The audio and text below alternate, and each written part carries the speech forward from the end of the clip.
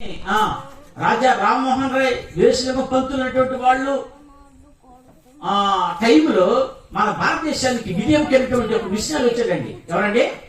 William Carey. ఆ రోజుల్లో పెద్దవాడికేమో చిన్న అమ్మాయిని ఇచ్చేసాడు. 10 సంవత్సరాలకు 30 సంవత్సరాలకి 10 సంవత్సరాల అమ్మాయిని పెళ్లి చేసేవాడు అండి. ఏమో ఎవరి నుంచి చచ్చిపోతారు? ఎవరు 30 సంవత్సరాలు చచ్చిపోతారా 10 సంవత్సరాలు చచ్చిపోతా? ఈ 10 సంవత్సరాల సమాజం ఉండకూడదని కాళ్ళు చేతులు కట్టేసి తన భర్తతో పాటు కాల్చారు. అది పవిత్రమైనటువంటి ఆచారం మన భారతదేశానికి. ఇది క్రైస్తవులు పెట్టిన భిక్ష అండి. యేసు ప్రభు లోకానికి రామంటే తన మిషనర్లు వచ్చి మన భారతదేశానికి పెట్టినటువంటి భిక్ష ఇది. తెలుసా విషయం? అందుకే మన కొరకు శిశువు పుట్టాను, మన కుమారుడు. ఈ రోజున నీకున్న నింద పోవాలంటే చూడండి, ప్రభు యేసుక్రీస్తు మీద శ్వాస ఉంచాలి.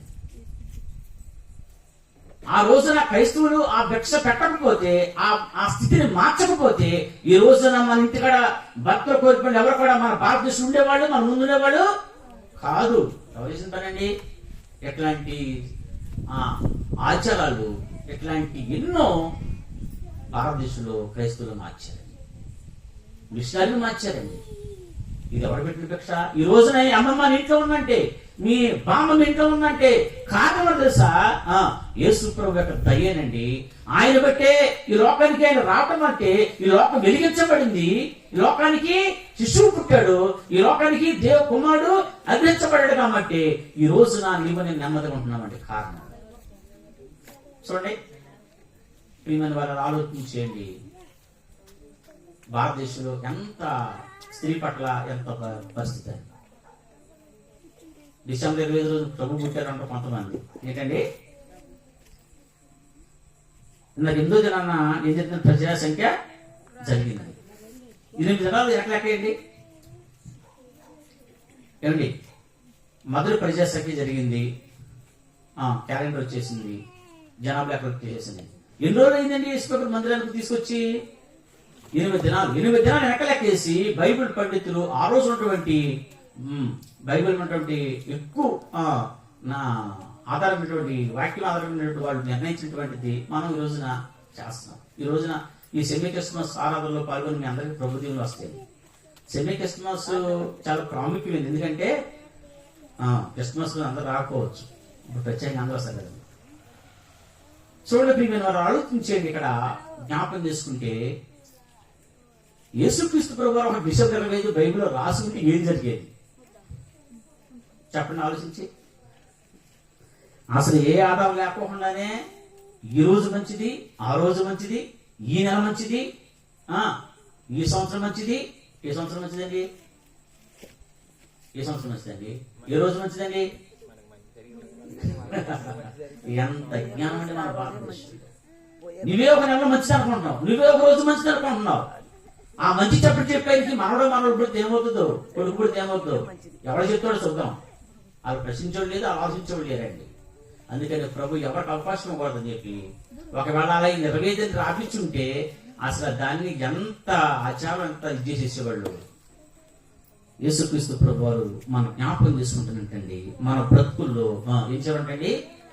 నింద తొలగించే దేవుడు. రాజేలి జీవితంలో కుమారుడు అనుగ్రహించబడిను, ఆయన నిందను తొలగించాను. ప్రియమైన వారా, ఈ రోజు మన వరకు శిశువు పుట్టాను, మనకు యేసుక్రీస్తు ప్రభు అనుగ్రహించబడిను.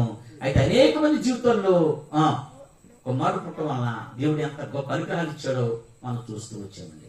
లాస్ట్ మాట చెప్పి నేను ముగించి చేస్తాను. చూడండి, సమూయేలు మొదటి గ్రంథము 1వ అధ్యాయము, మొదటి సమూయేలు 1వ అధ్యాయము 19వ మాట 20వ మాట చూద్దామండి.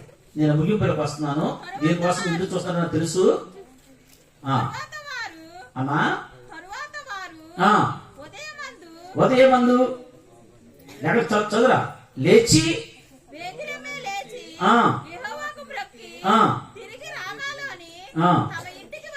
వచ్చింది. అంతటా ఎల్కానా తన భార్యకు యెహోవాను జ్ఞాపకము చేసుకుని. ఈ మాట మన సండే స్కూల్లో కూడా చెప్పేస్తారండి. ఎవరి గురించి? అన్న. ఆ రోజుల్లో ఎల్కానాకి 2 భార్యలు ఉండేవాళ్ళు, అహామా అన్న, ఒహామా పెనిన్నా. పెనిన్నాకి సంతానం కలిగింది, అన్నకి సంతాన కలగాలి. ప్రభు అంటే ఇక్కడ వాక్యం ఉంటుంది, యెహోవాను జ్ఞాపకం చేసుకునేను. దేవుడు మర్చిపోయాడు పాస్టర్ గారు, దేవుడు మమ్మల్ని మర్చిపోయాడు పాస్టర్ గారు అనుకుంటారు, చాలా మంది అంటుంటారు కదండి. దేవుడు నిన్ను ఎప్పుడు మర్చిపోయేవాడు కానీ కాదు అనే విషయాన్ని జ్ఞాపకం చేసుకుందామండి. దేవుడు మనల్ని జ్ఞాపకం చేసుకునే దేవుడు. ఆయన నిన్ను జ్ఞాపకం చేసుకున్నాడు కాబట్టి, నీ మీద ఆయన ఆలోచన ఉన్నాడు కాబట్టి, ఈ సువార్త కూడిక, ఈ క్రిస్మస్ ఆరాధన నీకోసమేనేమో. యేసు ప్రభు నమ్ముకోవడానికి దేవుడు నీకోసం అర్పించిన కూడిక ఏమో ఆలోచించేయండి. మనం ఆలోచించేద్దామండి. అంటున్నాడు అన్నట్టే, దేవుడు నన్ను జ్ఞాపకం చేసుకున్నాడు, నాకు కుమారుడు అనుగ్రహించబడి. ఎవరిచ్చారండి సంతానం? దేవుడే ఇచ్చాడండి. లాస్ట్ ఇంకో మాట మనం జ్ఞాపకం చేసుకుంటే, దేవుడు పెట్టారా, ఎవరి జీవితంలో మనం చూసామంటే, నయము జీవితంలో చూసాము, శారా జీవితంలో చూసాము, అదేవిధంగా లెమెక్ జీవితంలో చూసాము, లేయా రాహేల్ జీవితంలో చూసాము, ఇంకా అన్న జీవితంలో మనం చూసామండి. ఈ రోజున ప్రియమైన వాళ్ళరా మరొకటంటే, నీ జీవితంలో నా జీవితంలో యేసుక్రీస్తు ప్రభు జన్మించాడా? నా తమ్ముడు చెప్తూ బెత్లెహేంలో ప్రభు జన్మించాడు. బెత్లెహేం అంటే రొట్టెల ఇల్లు అని అర్థం అండి. ఏంటండి? రొట్టెల ఇల్లు అని అర్థం అండి. రొట్టెలు అంటే రొట్టె ఏంటి? ఆహారం. ఆహారం నుంచి ఎక్కడికి కడుపులో కలుగుతుంది, అంతేనా? ఆహారం అంటే అంటే అలనాడు బెత్లెహేం అంటే రొట్టెల ఇంట్లో యేసుక్రీస్తు ప్రభు జన్మించారండి. రొట్టెల ఇల్లు బెత్లెహేం అంటే. ఇప్పుడు రొట్టె తింటే ఎక్కడికి, మరి మీ ఇంట్లో దేవుడు పుట్టాడా? ఈ బెత్లెహేంలో దేవుడు పుట్టాడా? ఆలోచించండి. ఈ బెత్లెహేం అంటే దీంట్లో ప్రభు ఒక శిశువుగా జన్మించాడా? యేసుక్రీస్తు ప్రభు నీ హృదయంలో అధికారంగా వచ్చాడా? ఒకవేళ యేసుక్రీస్తు ప్రభు నీ హృదయంలో రాకపోతే నీ బ్రతుకు ఇప్పుడు కూడా చీకటే. యేసు ప్రభు నీలోకి వచ్చాడంటే నువ్వు గొప్ప నెమ్మది, గొప్ప సంతోషంగా ఉంటావండి. ఆ రోజున బెత్లెహేంలో ప్రభు జన్మించమంటే సందడి, సంతోషం కలిగి చెప్పేసి మనం పాటల ద్వారా వాక్యాల ద్వారా మనం చూస్తూ ఉన్నామండి. కానీ ఈ రోజున ఈ బెత్లెహేంలో ప్రభు జన్మించకపోతే ఎట్లా అంటే క్రిస్మస్ వెళ్ళి పెట్టినా కానీ ఏం ఉపయోగం లేదండి. 2-3 మాటలు చూపించిన ముగిచ్చేస్తాం చూడండి. యేసుక్రీస్తు ప్రభు మనకి శిశువుగా అనుగ్రహంగా వచ్చాడు. మత్తయి సువార్త 9:13 మాట. 2-3 వాక్యాలు చూపించి మత్తయి సువార్త 9:13 మాట చూడండి. 9:13 మాట చూడండి. 9:13 అండి.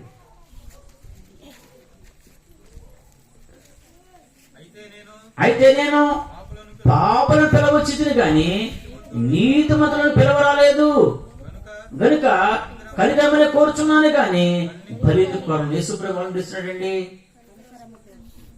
ఫస్ట్ మాట, నేను పాపులనే పిలవచ్చింది. ఎందుకు వచ్చాడండి ప్రభు? పాపులను పిలుతకొచ్చాడా, నీతిమంతులను పిలుతకొచ్చాడా?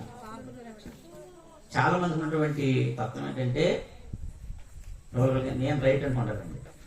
అమ్మ ఎవరండి? నేను శబాష్ అనుకుంటారండి. అమ్మ మీ పద్ధతి నాకు నచ్చదామంటే వాళ్ళు బీసిపోతారండి. మీరు మాట్లాడుకున్న నచ్చదామంటే బీసిపోతారండి. కానీ మనం ఎవరమంటండి? అసలు నేను పాపిని అంటేనే దిగిపోతాడు ప్రభు. నేను పాపిని కాదంటే నీ దగ్గర ఆయన ఆడాలి. ఎందుకని? ఎందుకు వచ్చినా ఇంకో మాట చెప్పంటారా? నాలో పాపము లేదని చెప్తే మొదటి అనుమతి ఉందండి, వాడు దేవుడిని అభివృద్ధి చేసినట్టు లేకండి. ఇంకో మాట చెప్తాను, ఒకవేళ నీలో ఒక్క చిన్న పాపం కూడా లేదంటే నీకు మరణం రాకూడదు. చల్లటి మీద అమ్మ చల్లలు మీరు అమ్మేనండి. పాపము మనలో లేకపోతే మరణము చెప్పండి అండి. అసలు అట్టు వచ్చిందండి మరణం. పాపం చేయబట్టే కదా ఆదాము. మరి అమ్మ నీ మాట నచ్చలేదంటేనే మూతి ముడుచుకొని బీసులో కూర్చుంటావు. ఎవరు నువ్వు ఎంత ప్రభు నమ్ముకొని వాక్యం చదివి ధ్యానం చేసినా ఈ లోకం ఎంతో కొంత మనలో అడుగుతూనే ఉంటుందండి. సంపూర్ణ కాలం మనం సంపూర్ణ కాటం కోసం మా ప్రయత్నం చేయాలి. ఎవరు చెప్పండి? యేసుక్రీస్తు ప్రభు పాపులను పిలవచ్చాడంటండి ఈ లోకానికి. ఎవరైతే నేను ప్రభా పాపిని, నా కోసం లోపలికి వచ్చి నా కోసం ప్రాణం పెట్టావు నాయన అని ఎవరైతే నమ్ముతారో వాళ్ళు నీతిమంతులుగా మార్చబడతారు. లోకాసు వార్త 9 చెప్పినట్లుగానే 19 వాక్యం చూస్తే నశించిన దానిని వెతకి, ఏంటి నశించిపోయింది? ఏంటండి? మనుషులండి, మనుషులటువంటి ఆత్మ లేకపోతే మనుషులటువంటి హృదయాలు ఏమైపోయిందంటే పాపంతో నిండి ఉన్నాయండి. చక్కగా ఏమన్నాడండి, విస్తారంగా సంపత్తిచేశాడండి. అక్రమం ఏం పేరు పెడితే చూరంతా పాపి అయినా మనుష్యుడు. ఏం చేసి చెప్పండి, వెంటనే తన ఆత్మలో అందరూ కూడా పాపి పాపి అంటుంటే యేసుప్రభే ఆ ఎరుకో పాపని వెతుక్కుంటూ అక్కడికి వచ్చాడండి. జక్కి ఎత్తుకొని రాలా ప్రభు దగ్గరికి, ఈయన ఎత్తుకుంటూ వచ్చాడు.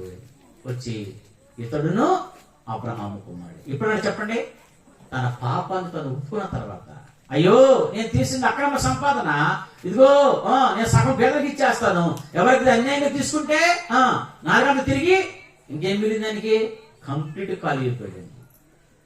ఆయన జీవితాన్ని తన ఆత్మను దేవునికి అప్పగించుకున్నాడు, క్షమించబడ్డాడు. అప్పుడు అన్నాడు ప్రభు, నశించిపోతున్న మానవాల్ని వెతికి రక్షించడానికి మనిషి కుమారుడు లోకములకు వచ్చాడు. మార్కు సువార్త 10వ అధ్యాయము 45వ వాక్యం చూడండి, నేను ముగిస్తాను. మీరు ఈ మాట కోసం ఎందుకు చూస్తున్నారు నాకు తెలుసు. మార్కు సువార్త 10వ అధ్యాయం 45వ మాట, మనిషి కుమారుడు పరిచారం చేయించుకుంటానికి రాలేదు గాని పరిచారం చేయుటకును అనేకులు విమోచన అనేకులకు ప్రతి విమోచన ఖైదానంగా తన ప్రాణం పెట్టడానికి ఈ లోకములకు ఎందుకు వచ్చిందని చెప్పండి యేసుప్రభు గారు. అలాగేనమ్మా, కూర్చోండి, మీరు కూర్చోండి, వినండి. ఏంటంటే చెప్పండి, మనిషి కుమారుడు అంట పరిచారం చేయించుకుంటా రాలేదండి. పరిచారం అంటే ఆయనకి అభిషేకాలు చేయించుకోవడానికి పిల్లలా, పోదాలు చేయించుకుంటే పిల్లలేదు, భజనలు చేయించుకుంటే పిల్లల ప్రభు నిన్ను ఆయనే పరిచయం చేయడానికి వచ్చాడు లోకానికి. ఎన్ని మాటలు అంటే తమ్ముడు పాడిన పాటలో ఉందని ప్రభులు అంత మాధ తెలుసా? ఇంకోసారి పాడితే బాగుంది చదువు. నిజమండి, యేసుప్రభు ఎందుకు వచ్చారు, భజన చేసుకుని వచ్చారనుకున్నారా? కాదు, సింహాసనం కూర్చొని పెట్టుకొని వ్యక్తి మీద పాలు పంచుకుంటారు రాలైనా. ఏం చేసి వచ్చారనుకున్నారండి? నీకు పరిచయం చేయడానికి, నాకు పరిచయం చేయడానికి దాసుడుగా రిక్తుడికి లోపలికి వచ్చాడండి. ఆయన పరిచారం చేయించుకుంటాక రాలేదు కానీ చూడండి అక్కడ చక్కటి మాట ఏంటంటే, పరిచారం చేయుటకును అనేకులు ప్రతి విమోచన ఖైదానముగా తన ప్రాణం పెట్టడానికి ప్రభువు లోపలికి వచ్చాడండి. అసలు ఎంత గొప్ప దేవుడు అండి ఆయన. ఆయన చూసేవాడికి ఎరుతల కనపడతాడండి. 3 మేకల మీద ఎలాడబడతాని చెప్పేసి ఈ రోజున సోషల్ మీడియాలో కనపడుతుంది. ఆయన 3 మేకల మీద ఎలాడబడకపోతే నీకు నాకు పాపక్షమాపణ లేదని విషయం తెలియదండి. ఈ రోజున 3 మేకలు పీకులేడైనా పీకులేడా? సముద్రం నడిచినటువంటి దేవుడు, సముద్రం పాయలు చేసిన దేవుడు, ఎంతో మంది రోగుల్ని చనిపోయిన వాడిని ఆయన బ్రతికించి స్వస్థపరిచిన దేవుడు 3 మేకల నుంచి కింద దిగలేడైనా. దిగడానికి సాతాను ఎన్నో ప్రాణాలు వేసాడండి, కానీ ఆడి పనాలన్నీ చల్లలా. ఆయన సంపూర్ణంగా విమోచన ఖైదానముగా, సహోదరుడా, నా భారతీయుల ప్రియులారా, గ్రామస్తులారా, నీ కోసము నా ప్రభు విమోచన ఖైదానముగా తన ప్రాణం పెట్టకొచ్చాడండి ఆయన. ఇంతకీ అభిషేకం పెద్దోళ్ళు చిన్నవాళ్ళు చేస్తారు, చిన్నవాళ్ళు పెద్దోళ్ళు చేయాలి? చెప్పండి ఏమండి? గ్రాడ్యుయేషన్ ఇస్తారు కదండి. ఇప్పుడు మీ అయ్యగారు ఇప్పుడు బైబిల్ జరిగిన తర్వాత ఎవరిస్తారు అభిషేకం?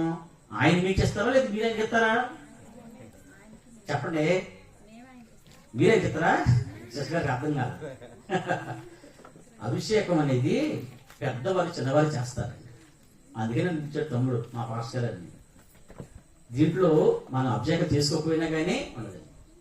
చాలా మంది తెలియక చిన్నవాళ్లే దేవుడికి చేస్తున్నారండి అభిషేకాలు, మా వరుగులు కాదండి. తెలియక పాపం అమాయకులు కలిసి చేసేవాళ్ళు. అంటే అభిషేకం చేయాలి, మన ఎవరికి పాలాభిషేకం చేయాలా ప్రభు వారికి? కాదండి. ఏ ఆదాము ద్వారా మనము మహిమను కోల్పోయి మనము పాపానికి బానిసమైపోయి దేవుని మహిమను కోల్పోయి ఉన్నామో, ఆయనే తన కృప చేత మనం అభిషేకిస్తానికి లోపలికి వచ్చినటువంటి గొప్ప పరమాత్ముడు ప్రభు అయినటువంటి యేసుక్రీస్తు ప్రభు. ఆయనే మనం అభిషేకించాలండి, ఆయనే మనం కడగాలండి రక్తంతో. అందుకని ప్రభు వారు అంటే ఏసి చెప్పండి, పరిచారం చేయించుకుంటా రాలేదు కానీ పరిచారం చేయుటకు విమోచన ఖైదానముగా ప్రాణం పెట్టడానికి నా ప్రభు యేసుక్రీస్తు ప్రభు వారి లోకానికి వచ్చారు. ఆ ప్రేమనండి ఈ లోకంలో పరిచయం చేస్తున్న సేవకుల్ని బలపరిచింది, ప్రోత్సహిస్తుంది, సువార్త ప్రకటించి చెప్పేసి ప్రేరేపిస్తుందండి. అదేనండి ఆ ప్రేమనండి బలవంతం చేస్తుంది. ఇంత ఖర్చు, ఇంత ప్రయాస, ఎంతో మంది ఎన్ని వ్యయ ప్రయాసాలు చేసి కష్టపడి చేసే పని తెచ్చండి. యేసుక్రీస్తు ప్రభు నీ కోసము విమోచన ఖరీదనంగా ప్రాణం పెట్టాడండి. అదే చెప్పొచ్చండి, రక్తపోషణ లేకుండా పాప క్షమాపణ కలగదు. అయితే లాస్ట్ ఒక మాట చెప్పి ముగించేస్తానండి. కుమారుడు అనుగ్రహించబడెను. ఏంటండి? కుమారుడు అంటే ఎవరనుకున్నారండి? కుమారుడు లేకపోతే చాలా మంది తల్లిదండ్రులకి చాలా బాధ అండి. ఎందుకంటే తెలుసా, వారసులు లేడు, రేపు తలవరి పెట్టుబడి లేడు. అనేక గ్రంథాలు చెప్తున్నాయండి. పొన్నమరాన్ని గురించి తప్పించేవాడు పుత్రుడు అంటండి. అంటే పుత్రుడు నీకు తలవరి పెట్టయితే నీ పాపాలు పోతాయి అని చెప్పేసి అర్థం అండి. ఎవరో పుత్రుడు ఎంతకి? నీ పుత్రుడా, నీ పుత్రుడా బతుకున్నాక నరకం చూపిస్తున్నాడు వాడు. నీకు తెలుసా ఎంతమంది ఏడుతున్నా తెలుసా? అమ్మ దేవుళ్ళకి నడిపించని చెప్పి ఒక చెల్లి చెప్తే, అన్నయ్య నీటికంటే 4 ఎకరాలు ఉంది ఒక చెల్లి, నాతో పేరు చెప్పలేదు, మా వాడు తెలుసు. ఏమన్నా అంటే చదివించమ్మా, నేను హాస్టల్లో పెట్టని చెప్పాలి. బతులాడితే జ్ఞానం ఉందని చెప్పంటే, అన్నయ్య 4 ఎకరాలు ఉంది ఏంటని చెప్పేసి అన్న. ఇప్పుడు ఎదురు మీద తలుతుంటే ఇప్పుడు కుమారుడు ఏం చెప్తున్నాడు? కుమారుడిని అతను తెప్పిస్తాడా? ఆడి పాపమే ఆడిపోవడానికి అవకాశం లేదు. ఈ మాట వాడు అర్థం కాకుండా అజ్ఞానంతో ప్రశ్నారండి. ప్రభు యేసుక్రీస్తు ప్రభు దేవుని కుమారుడి లోకానికి రావటం వలన నీకు పాప క్షమంలో కలుగుతుంది, కానీ నీ కుమారుడిని తలవర పెడతాం వలన కాదండి. పునరుద్ధరణ తప్పించేవాడు పుత్రుడు, నీ కుమారుడు నా కుమారుడు కాదు. ఎవరండి? దేవుని కుమారుడు యేసుక్రీస్తు ప్రభు. అందుకే ఆయన ప్రాణం పెట్టాడండి. రక్త పోషణ లేకుండా పాప క్షమం కలదు. గొర్రె లేకయో మేక లేక కోడి లేక రక్తం వల్ల కాదు, కానీ ప్రభు యేసుక్రీస్తు రక్తం వల్ల మాత్రమే నీకు పాప క్షమాపణ, విమోచన. ఆయనే నీ కోసం ఈ లోకానికి శిశువుగా జన్మించి నీకు కుమారుడి లోకాన్ని నీకు అనుగ్రహించాడు. ఆయన ఒక అనుగ్రహం అండి, లోకానికి వరం అండి. ఎవరండి? ప్రభు యేసుక్రీస్తు. ఎట్లాంటి నీ కోసం ప్రాణం త్యాగం చేసి నీ పాప కోసం ప్రాణం పెట్టిన ఎవరైనా ఉంటే నువ్వు మనసారా మనం సేవించి ఆరాధించవచ్చు, కానీ నా ప్రభు తప్పించే లోకలు ఎవరు చేస్తున్నారంటే ఎవరు లేరండి. అందుకని నశించిపోతున్న వారికి ఆ శిలువ విరుద్ధంగా ఉంది. రక్షించబడుతున్న మనకు దేవుని శక్తి, దేవుని జ్ఞానమే అని చెప్పేసి బుద్ధతో చెప్తున్నాడండి. ప్రియమైన వాళ్ళని ముగిస్తున్నాను. అయితే చూడండి, కుమారుడు మనకు అనుగ్రహించబడి అని చెప్పి చెప్తుంది. నా ఏమి జీవితంలో ఒక బంధువుడుగా ఒక కుమారుడు జన్మించాడు. లేమేకి జీవితంలో నెమ్మది కలిగింది కుమారుడు ద్వారా. శారా జీవితంలో నవ్వు కలిగింది. లేయా జీవితంలో శ్రమ నుంచి విడుదల పొందింది. రాహేలు జీవితంలో నింద తొలగిపోయింది. అన్నా జీవితంలో దేవుడు జ్ఞాపకం చేసుకున్నాడు. ఈ రోజు ప్రభు నిన్ను జ్ఞాపకం చేసుకొని నీ జీవితంలోకి నా జీవితంలో రావడానికి ఒక శిశువు, ఒక కుమారుడు అందించబడ్డారు. ఇదే హ్యాపీ క్రిస్మస్ అండి, ఇదే క్రిస్మస్. అయితే ప్రభుని స్వతంత్ర అంగీకరించి రక్షించబడ్డావా? ఇంకెవరైనా రక్షించబడకుండా ఇక్కడ ఉన్నారంటే ఈ కోట నీకోసమేనా, ఈ ప్రయాస ఖర్చు నీకోసమేనేమో. యేసు ప్రభు నిర్లక్ష్యం చేయదు. సహోదరుడా, సహోదరి, ప్రభుని జ్ఞాపకం చేసుకో. నీ కొరకు ప్రభు ఎంతో త్యాగం చేశాడు. అదే ఈ ప్రకటన, అదే క్రిస్మస్ వర్తమానం, ఆరాధన. దేవుడి మాట దీవించిన గాక. చిన్న మాట ప్రార్థన చేస్తుంది. ప్రేమ గల మా తండ్రి, కృపగల మా యేసు ప్రభువా, మీ ఘనమైన నామాన్ని వందనాలు నాయనా. నీ ప్రార్థన తీసుకుని